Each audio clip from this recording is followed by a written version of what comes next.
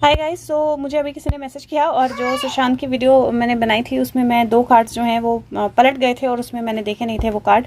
और these are tower and 3 of cups celebration. So this is so amazing because वो उसका part नहीं बने लेकिन अलग से वो कार्ड आए हैं। And it is saying that जब वो सिग्निफिकेंट इवेंट होगा, जब रिवलेशन होगी और चेंज होगा, वो टाइम होगा जब time to spread your wings, वो टाइम होगा जब he will be able to spread his wings and come back and that will lead to celebration. और ये कार्ड बोलता है celebration, wedding, graduation, birth announcement और need to have more fun. So basically ये दोनों card जो हैं indicate करते हैं दैट आफ्टर दैट हैपन्स, क्योंकि तब प्रॉब्ली दैट इज वाई वो उस पार्ट उस वीडियो का पार्ट नहीं बना कि आफ्टर दैट इवेंट जो उस पिछली वीडियो में है वो हो जाएगा तो उसके बाद एक बिग टावर मोमेंट होगी, जिसके बाद एक सेलिब्रेशन या बर्थ अनाउंसमेंट होगी and we are getting close to that birth announcement. और मैं पेज नंबर 163 का पैराग्राफ ले देती हूँ क्योंकि I am not sure if 163 है क्योंकि यहाँ पे 163 की एनर्जी आई है।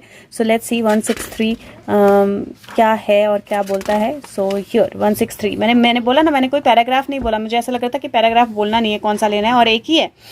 नंबर 7 भी लिखा है उस पर, right. Human beings do not recognise the importance of feminine principle. See, तो सबसे पहले तो फेमिनिन एनर्जी ही आ गई।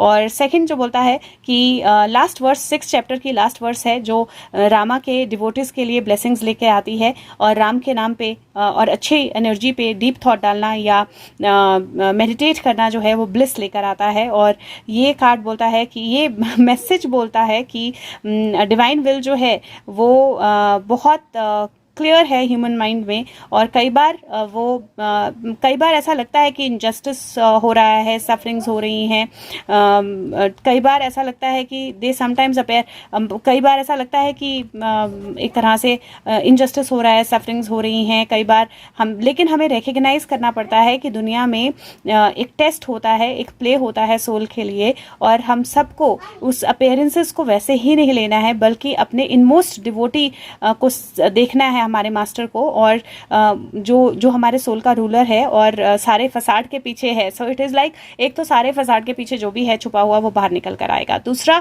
हमारी लाइफ के जितने भी टफ सिचुएशंस थे या सुशांत की लाइफ में जितनी भी टफ एनर्जीज थी वो सारी इसीलिए थी क्योंकि एक टेस्ट था, एक लेसन था और वो लेसन पूरा होने वाला है। फेमिनिन एनर्जी स्ट्रांग होंगी और ये नंबर 7 की एनर्जी है और 6 चैप्टर है तो 6 7 एंड ऊपर देखो आप 6 7 7। So that energy is very very strong.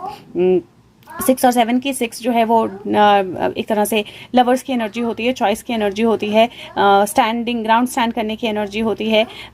और जो 7 की एनर्जी है वो एक्चुअली में चैरिट की एनर्जी होती है, मूवमेंट की एनर्जी होती है। तो 6 एक चॉइस है और 7 मूवमेंट है और it is time to make a choice and then move flow with it और move with it. And I think that is it. मैं एक कार्ड यहाँ से निकाल लेती हूँ फिर भी, but I think that is it and it is that energy. Okay, bye bye.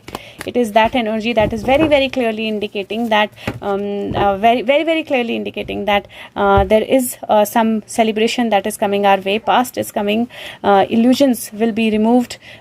This is beautiful. Illusions will be removed.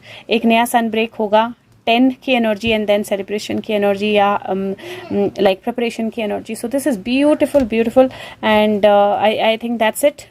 और you see there is going to be that energy जहाँ पे डेविल दोनों तरफ से फंसने वाला है. like there is no way out for the devil. So let's see. Thank you so much. Light भी आ गई. Thank you guys. Take care. Bye bye.